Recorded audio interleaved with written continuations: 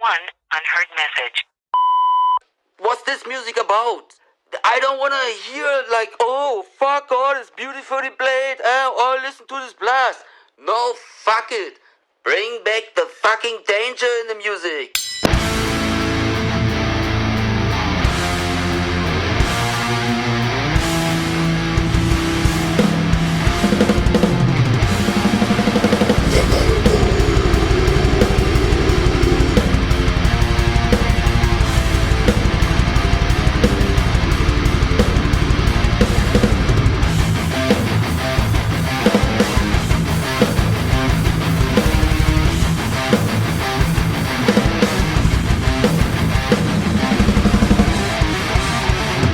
Welcome back to Death Metal Pug.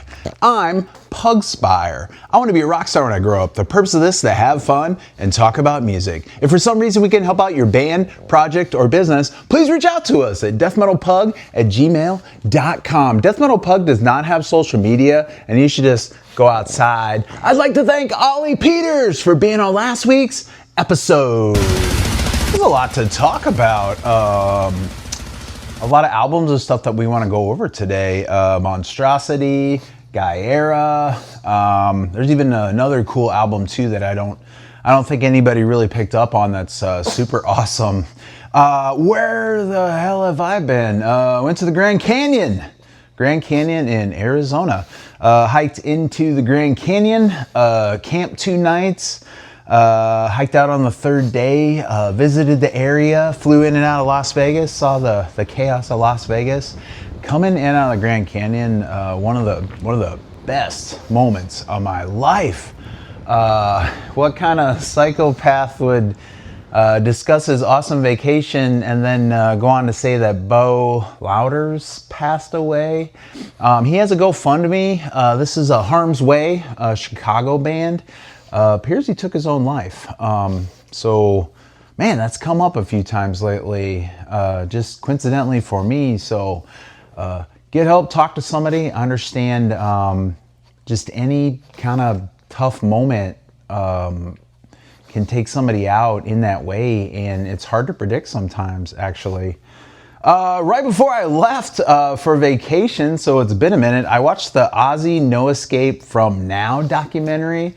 It was on Paramount, at least when I saw it, like before we even left for the trip. It is worth it. I cried. The Hall of Fame part was a bit much for me. Like, it didn't quite vibe with the rest of it, but the ending of that program is so beautiful. I didn't get to see Ozzy and his last show kind of thing over the summer. I was actually on vacation then too, and so I really enjoyed that part. Wrapped up that program. Couple of albums coming out April 10th. Oh my goodness, today is April 9th, right? So I don't know when this will go up, but it won't be before April 10th probably. Bilmuri is releasing kind of hard on April 10th. I look forward to that. I loved the last album that he made. No cap, man. Immolation is releasing Descent on April 10th as well. I'll chew through that thing a few times. Immolation and I didn't actually cross paths until a little bit later in life. When that Majesty album came out, then it kind of hit the radar. I just think it was one of those ones that got much more publicity and promotion and stuff during like the internet kind of popping off type of thing. I've returned to that group pretty often. Obviously, Close to a World Below is super awesome. But obviously the band we're going to discuss today mostly is Archspire. I need 2 hands for this next part. Tonic Duck IPA is what we have. I smuggled this home. This brewery is from Flagstaff, but you can get it at the pool at the MGM Grand, as it turns out. Drone Corps Aviator. Archspire released Too Fast to Die April 10th, 2026. Death Metal Pug is on the Archspire street team promoting the concerts.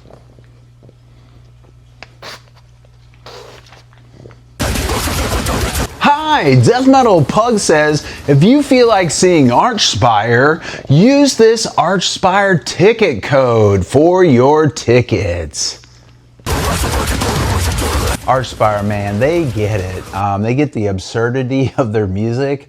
They get the interest from a niche, and they successfully went through independent crowdfunding for this new album, Too Fast to Die. Do you recall the Archspire independent album campaign we jumped on last year? And of course, bought a ticket to see Archspire in May, coming off the new album. Archspire's campaign to self-fund and pre-buy items, that whole process we've been covering, and we were part of that. They were sending out alerts on the Kickstarter about like, hey, it's time to ensure we picked our options, so the different t-shirts and options and stuff like that. This has all been discussed in past videos. Basically, a whole group of people are front-loading the money so that they can go ahead and make and produce and create and distribute the album and everything. So what they did was they asked for that money through a Kickstarter campaign to fund everything. We had bought into the Archspire independent label campaign, so we got in on the package for the merch and everything for that. Death Metal went ahead and bought in on the largest package that was not equipment. Also, add the email we received on screen just to prove we actually did it. I'll keep you updated on the process. Everything on this album is written and recorded, except the drums. The whole thing is expected to release in spring of 2026. We contributed, so we bought into a tier 9 package. June 16th, the drums were completed. I got a notice on June 28th as well. They are charging my credit card. So the album appears to be done. The drums are added on. They were looking for that drummer, right? They've reached their funding, and now they come through and basically said, hey, we need a response. They're getting to the point to where they want to go ahead and have you make an entry on the stuff that you bought into. So Death Metal Pug bought into or sponsored the new record by being part of like one of the tiers of the campaign. So we had a lot of questions, right? And they sent an email to the Kickstarter and said, okay, now it's time to choose, right? For example, well, the first thing they asked about, like, choose the color of the limited vinyl edition that you want, kind of thing. So they went with like a red one. They call it Aqua Ghost, which is like a blue kind of aqua color, obviously. There's like a gold one, and what's for this green apple one, so it looks like kind of like a half green, half silvery kind of thing. Was what size and what style of t-shirt you want, right? So Death Metal Pug went ahead and picked the size of the t-shirt and then the different t-shirts and stuff like that. And then part of the whole thing, you get, I believe, the CD. We'll pop this stuff up. Can't remember if it's a tape, a flag, something like that. So it was time to pick the materials, right? They've recorded the album. They're gonna go ahead and basically like print it to stuff, start for distribution, those kind of things. So it's cool to kind of see it come through. This is probably the longest running thread of a story we've had on this channel. The album release is due to be released on April 10th this year. We were part of a tier package that included the album early release, and I was able to catch most of that. They did it on YouTube, so they did it. It came as an opportunity as part of the tier 9 package that we were part of. For a lot of it, I was transferring from work to a volleyball game, but it was on YouTube, so I was able to listen to it in the car as well. But the boys left it up for us for a while. So as of 9:30 Central Standard Time on April 8th, there were only 184 views on that thing. The Tier 9 package included a bunch of stuff that you just saw that we purchased into. In that video, they mentioned that that stuff will not be shipped until, I guess it would be after the album release on Friday the 10th. And so I think it's going out on Monday the 13th when they're sending stuff. Once I get the package, I'll show you all this stuff. But let's talk about the new album now. New album, Too Fast to Die. It's been not quite 5 years since Bleed the Future came out, including that just 10 out of 10 song, Drone Corpse Aviator. And that album is fantastic, right? That is tore up the metal world in 2021. I've been edging myself and not really listening to any singles or anything like that that's been released throughout March or the earlier first part of the year. I did listen to each song with the band during the band's live stream, as I mentioned earlier. They had the new drummer in a Zoom-style box on the screen as he was in Nashville, I think they said. The first song on the new album, Liminal, Cypher, and the last song on the album, Too Fast to Die, were the ones that stood out to me at first listen, just from like a speedy extremity point. When that album starts off, it kind of calms you in and then just hits you over the head with just a giant mallet and just is relentless from there.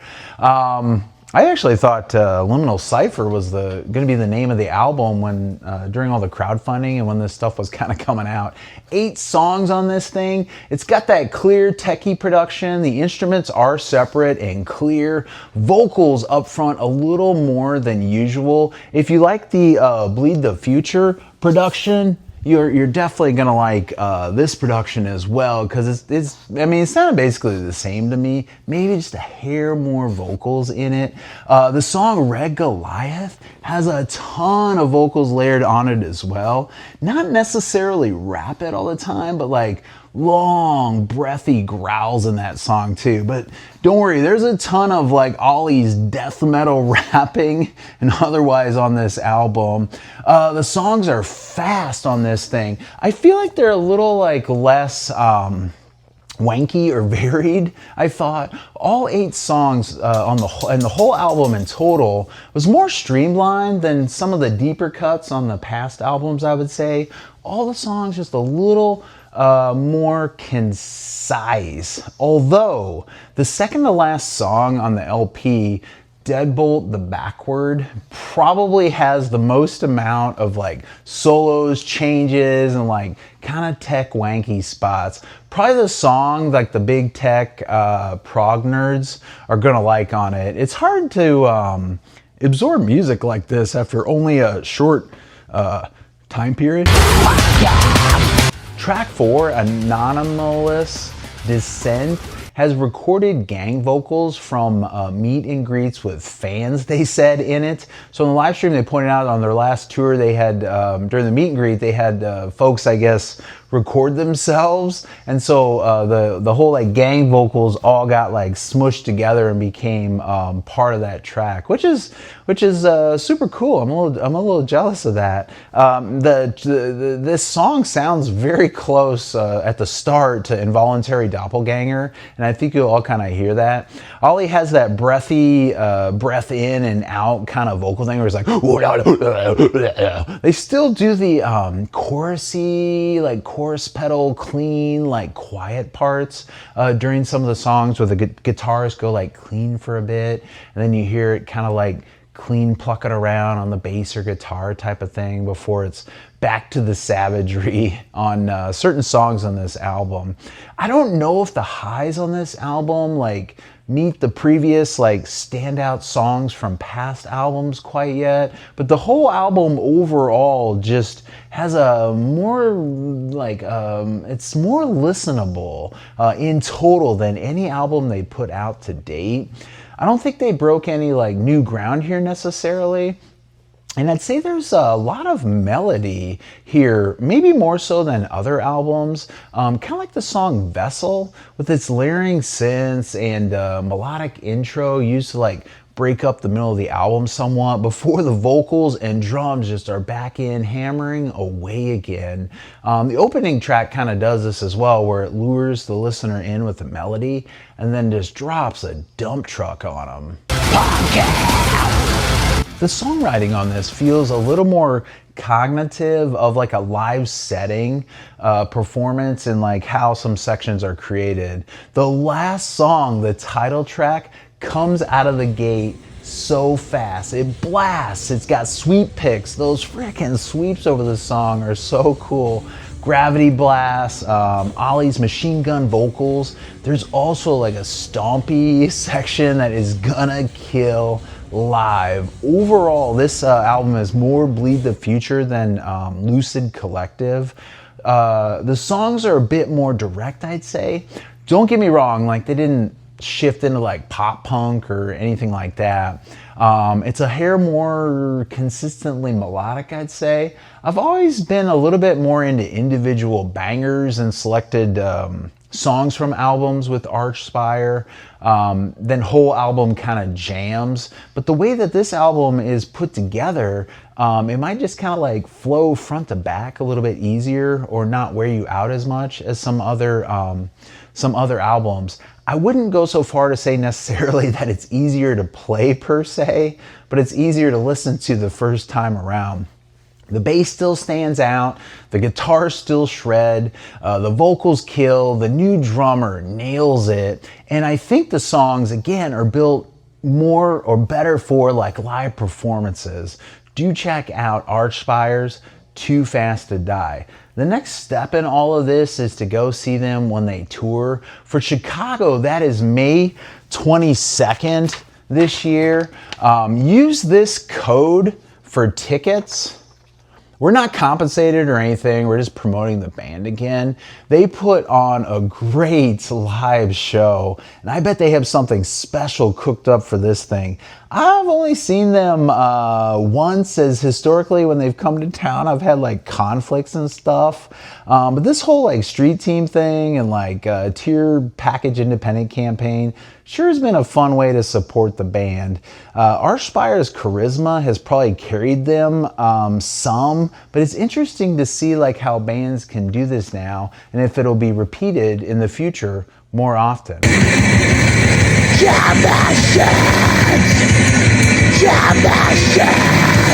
German shirt this week is the band Anchoress. When I was out screwing around in Arizona, he was out catching this up-and-coming band at a local show.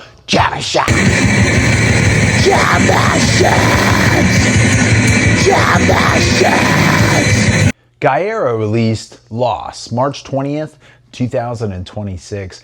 Gaerea just ended their career or jump-started it. Sellouts. It's a better sounding Lorna Shore than Lorna Shore, in my opinion, I guess. I had to laugh because my music app said an unrelenting blast of extreme metal from this Portuguese combo. Aren't there like 6 of them? But there are relenting moments on this thing where there's like clean singing and like quiet music and almost like interludes, and there's like 0 bits of black metal in this thing anymore. I don't listen to bands that I think this compares to, so I'm not quite sure who to reference on this one. Come to think of it, when I listened to that last album, the one with the cool like eye on it, I think I listened to it more than twice. It was like a cool cover, but boring music. Great, now they can sell shirts at Hot Topic. Is it a new vocalist? It just sounds like generic metalcore, like tough guy vocals. Kind of feels like they lost a bit of their soul. The last song on the album is so emotional and endearing and enlightening. I'm just kidding. This album disappointed us, and that song, the last one on the album, is the worst offender on the thing. The last song on this album is a statement, and that statement is, we're done working at restaurants and we want to pay our bills. Will you like this new Gaerea album? Here's a test to determine. If you use anxiety to get your way with your parents, you'll like this album. If you order chicken tenders for every meal, you'll like this album. If the worst day of your life is the time you left your iPods at home, then this album is for you. If you have particulars about iced coffee, you'll like this album. If you've never sent a text without an emoji, you'll like this album. If you've ever sent a picture of a capybara without ever actually seeing a capybara in real life, then you'll like Gaerea's new album. If you've already skipped to the end of this video, you'll like the new Gaerea album. If you've ever enjoyed watching a video of someone playing video games, then you'll like this album. If you're watching this video with the captions on, then you'll like this album. If you've ever bought a Funko Pop as an investment, then you'll like this album. If you own a t-shirt with a Marvel or DC character on it, you'll like this album. If your sport in high school was Mario Kart, then you'll like this album. Check out Gaerea's album, Lost. This segment is brought to you by broccoli.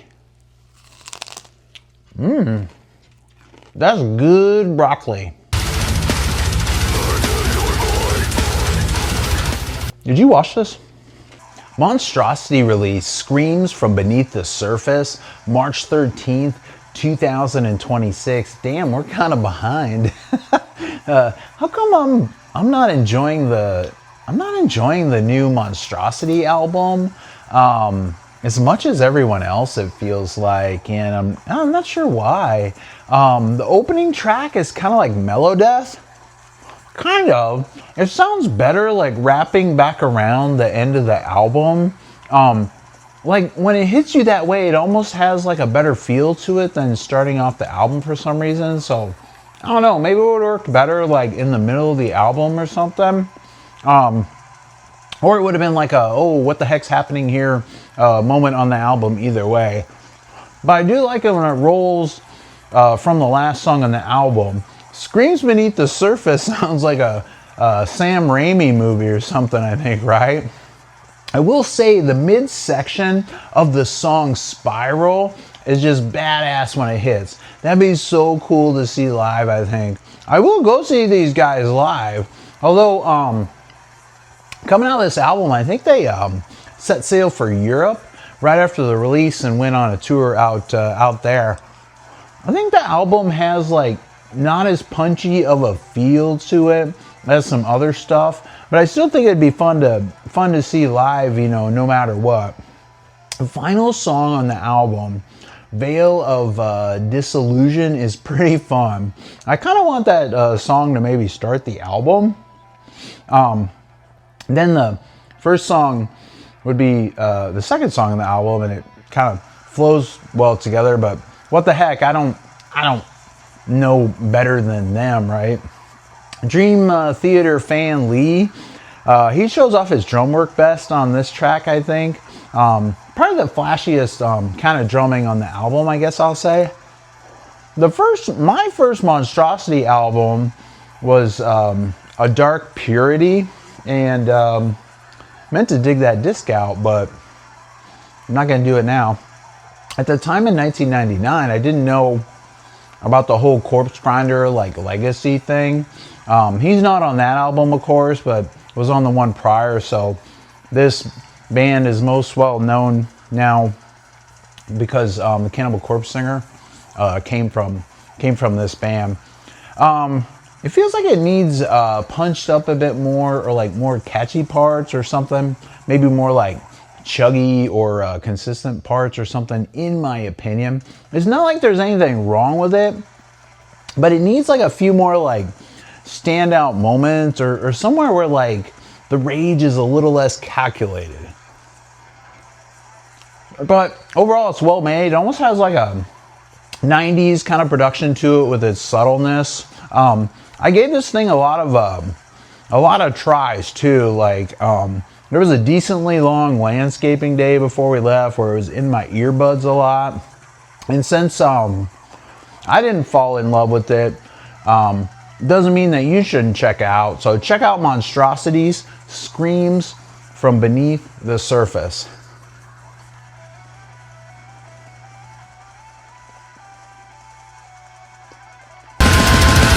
"2026 shaping up to be a letdown, metal-wise so far. At least we got some Archspire. I don't know, but some counterbalance to avoid the negativity. Nazghor is pretty great. So that's Nazghor. Nazghor released A World Ablaze February 20th, 2026. Yeah, we didn't find out about this one right away, so we're bringing it up now. Scratches my big European metal itch. Varied songs on this. I've expressed in the past love for Dodsrich, In Mourning, stuff like that. And I guess this kind of gets in that zone or area here. Check these Swedes out. You might not like all the songs on the album, but there are definitely a few that you'll like. Check out Nazghor, A World Ablaze. I'll see you there. Did you see the band Torture released War Crime 2 on music apps, at least, March 23rd, 2026? Same as the last full length. Basically is kind of what it sounds like, I guess. Have you heard their random like Bandcamp stuff? They got all kinds of like stuff on Bandcamp, and it's just like short, weird, sometimes like no guitars or samples and like keyboards and stuff. Just some weird stuff. You know, if I'd said the frogs were gone, I'd kind of been like, okay, cool. But I somehow missed them. So the vocals changed a little bit. The frog vocals from the last full length are out. And it's more of a traditional like death metal vocalist moments on here. The variety here is that there is a few frog vocals mixed in. There's also a rapping moment by who I assume to be a guest vocalist on the album. I didn't really look into it that much or anything. We've been pretty busy actually lately, so that's why this thing is extra sloppy, I guess I'll say. You know, the vocals are percussive. They're just more articulate with actual words this time. I like to sit back and chill with the last full length. And I think you can do that here too, but the vocals like punch up the intensity some. I think this has that too, kind of like that chill vibe, and it's still a very like drum driven and very rhythmic as well, with the guitars and everything. The theme here is still War is Bad. This one might focus more on the travesty of war on children, from what I can tell. 7 songs, 28 minutes. No like big melodic outro thing that padded the runtime on the last album, on this one at least. I don't understand everything about this Chicago band, but please check out Torture, War Crime 2, Drone Corpse Aviator.